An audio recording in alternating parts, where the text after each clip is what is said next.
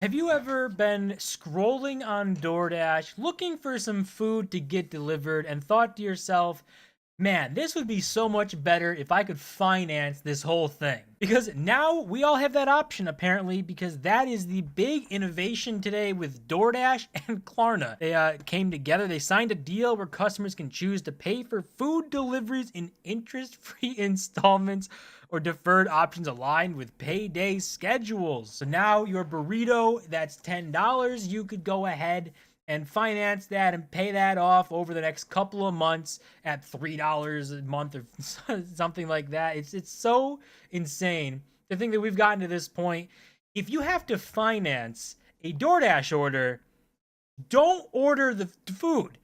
At the bare minimum, go get it yourself or make food or do something else. It's like if you have to finance this stuff, there's bigger problems going on. But some of the headlines from this stuff is like Klarna lands the buy now pay later deal with DoorDash, another win before their IPO, which I guess for Klarna maybe, but I don't see how this is such a great thing. Like obviously this is them expanding their business, more users, all this stuff. Yeah, we love that.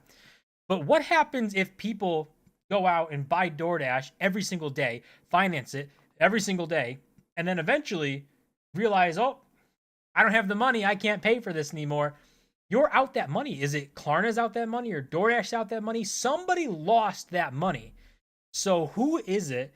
And that seems like that might be the direction we're going. If you're going to finance a DoorDash order, I can't imagine you're in a fantastic finance situation. And this led to a lot of funny responses and memes from this stuff. There was people like, so you finance a $5 McChicken on DoorDash and still remain bullish on the economy? A lot of clips from The Big Short coming up here, but this is insane too. Like if you read this and you talk about this, financing DoorDash orders should be like the ultimate signal that the economy is in a bad spot. For let's even say a higher end like $14-15 meal, but on DoorDash you're gonna deliver it's probably $20 plus or something. If you have to finance $20, what are we doing here? What do we do? Do not order it. Go pick it up or make food. Find an alternative. Do not finance a DoorDash order, please. That seems like the worst idea anyone could have. Someone made a meme. You can't wait to pay off my burrito bowl, and you got $11.50 remaining and a payment coming out on the 30th for the next 4 months. Like, I just don't understand it. Right? Like, obviously these are made up numbers, but if you can't afford to do this, like I would go insane opening this app and saying, "Oh, got another $3 payment due at the end of this month for a burrito that I had 2 months ago." Like, what are we doing here? And then you got people trying to like finance this, be financiers here, like saying, "Oh, instead of paying $11.50 up front, I get to pay $287 with no interest. It means I keep the other $862 to invest. So it's really the time value of money. And oh my god, this and that." And like, no, it's not. It's not. Okay. If you have to finance, if you're playing finance games with, oh, I'll pay for this $15 burrito, I'll pay $3 a month for 4 months and invest the other side in doing this for what? A couple of percent on $10? Like, you're probably not even gonna make a dollar doing that, and you might even lose some money. So, like, if you're playing games with this such a low amount of money, like, it's just don't do it. It's clearly not worth it. You're trying to justify yourself doing this, and obviously, I think this person's kind of joking, but someone who might be seriously thinking of it might be trying to justify it in their head this way, but it's not worth it. Like, if you have to justify this stuff, just don't do it. Just don't do it. Don't use DoorDash in general unless you're like a multi-millionaire streamer, YouTuber or something, and it actually would technically cost you more money to go out and get the food and bring it back than to have it delivered. Those are like the only use cases I've seen that would be all right for DoorDash, or maybe like in a pinch for something occasionally. But like normally ordering DoorDash is already just a bad idea. Financing it makes it so much worse. And we get into people talking about how it's like the Big Short, right?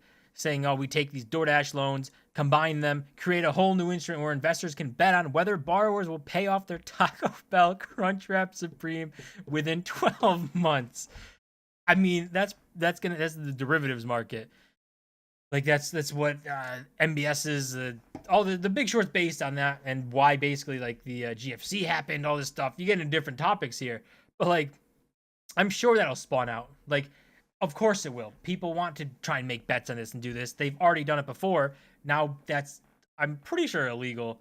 So this is a different type of way to do it. And I'm sure that this will be, no problems will ever arise from this. Nothing bad can happen from having people finance a burrito or a piece of food that they've already ate and 2 months later decide, I'm not paying this anymore. I'm sure nothing bad will happen from that. And of course, Dave Ramsey, I mean, he's going to have a heart attack hearing this stuff, saying you got 11K in DoorDash debt. I mean, people already run up crazy debts without doing this, and they think they need to use DoorDash. So I'm sure there'll be people who run up 5 figures in DoorDash debt, being like, oh, but it actually made more sense because I work from home, and even though I actually spent more money because I don't do this and that, it's like people will justify this to themselves. Do not be that person. Do not finance DoorDash. That seems like the worst idea anyone's ever had. The combination of these two companies makes no sense. Buy now, pay later already is kind of iffy. Like the interest-free payments, they kind of lure you in. And when you get this stuff and people will buy more than they should have, more than they could have afforded originally, and then fall behind on payments, and those interest-free payments become interest loaded fee payments that just explode when you miss a payment. So these things are very predatory. These buy now pay later stuff. It's not a good indicator of the economy. I think it shows things are not very good at all. And then obviously this is the scene where these guys were sitting at dinner talking about stuff going on.